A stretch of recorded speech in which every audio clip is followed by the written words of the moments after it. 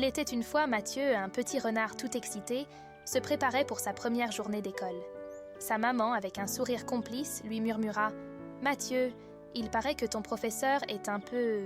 extravagant. » Intrigué, Mathieu fronça les sourcils. « Extravagant comment, maman ?» Elle rit doucement et répondit « On dit qu'il porte des chapeaux colorés, des chaussures pointues comme des cônes de glace, et même des lunettes qui tournent en spirale.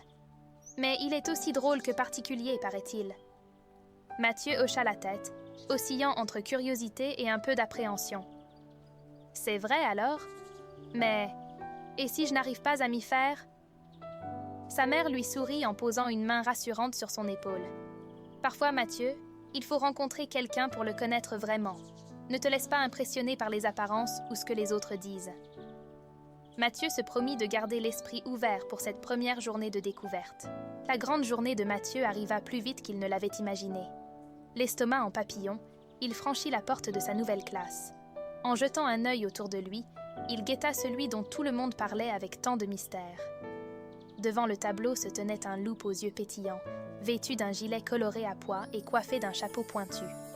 Les murmures parmi les élèves allèrent bon train. Mathieu se demanda « Est-ce vraiment lui ?» Le loup s'avança vers lui avec un sourire éclatant. « Bonjour, je suis Monsieur Martin, mais tu peux m'appeler Martin ou même Marty. » Mathieu, encore intimidé, bafouilla un timide « bonjour », mais sentait déjà que ce professeur-là ne ressemblait à aucun autre.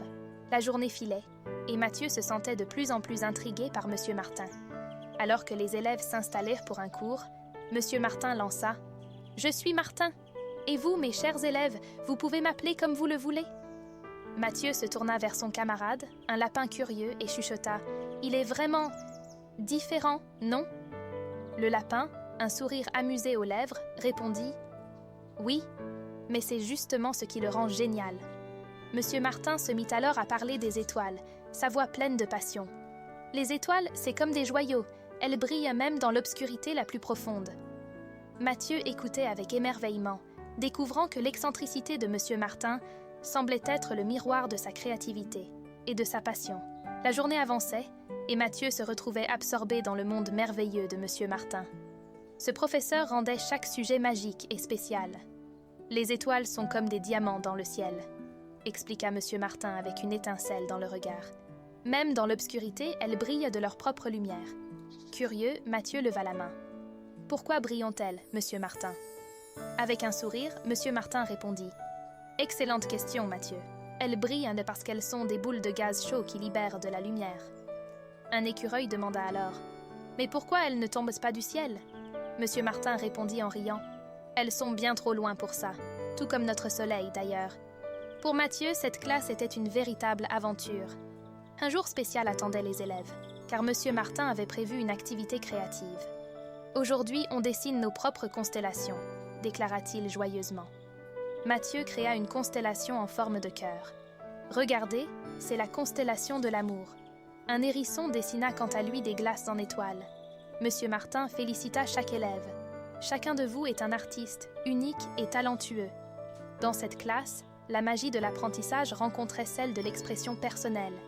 Aujourd'hui, Monsieur Martin avait une histoire à raconter. Les élèves s'assirent en cercle pour écouter l'histoire d'une amitié inattendue entre un renard et un hérisson. Mathieu leva la main. « Comment sont-ils devenus amis ?» Monsieur Martin répondit. « Ils ont appris à se connaître. Chacun a découvert la gentillesse cachée de l'autre. » Un lapin ajouta. « Donc, même si on est différent, on peut être amis ?» Monsieur Martin sourit. « Exactement, c'est l'essence même de l'amitié. » La classe de Monsieur Martin organisait une fête spéciale pour célébrer l'apprentissage et l'amitié. La salle était décorée de ballons colorés et de guirlandes scintillantes, et Monsieur Martin portait un chapeau festif. Un lapin s'exclama « Regarde, Mathieu, des gâteaux, des jeux et même des cadeaux !» Monsieur Martin sourit. « Aujourd'hui, on fête notre joie d'apprendre ensemble. » Mathieu réalisa que l'apprentissage pouvait être aussi amusant que n'importe quelle aventure. Après cette journée mémorable, la rumeur sur la classe de Monsieur Martin se répandit vite. Lors d'une récréation, Mathieu raconta à ses amis « Notre classe est incroyable. On apprend tellement de choses et on s'amuse. » Les autres élèves, curieux, écoutaient avec attention. Les récits de Mathieu suscitaient l'envie. Un renard s'approcha et demanda « Monsieur Martin est-il vraiment aussi génial ?» Mathieu répondit fièrement « Oui, c'est un professeur unique en son genre. » Le renard sourit et espéra rejoindre cette classe extraordinaire l'année prochaine. Alors que l'année s'achevait, Mathieu et ses amis étaient fiers d'avoir fait partie de cette classe si spéciale. Lorsqu'un renard lui annonça qu'il rejoindrait la classe de Monsieur Martin l'an prochain, Mathieu et son ami le lapin applaudissaient de joie.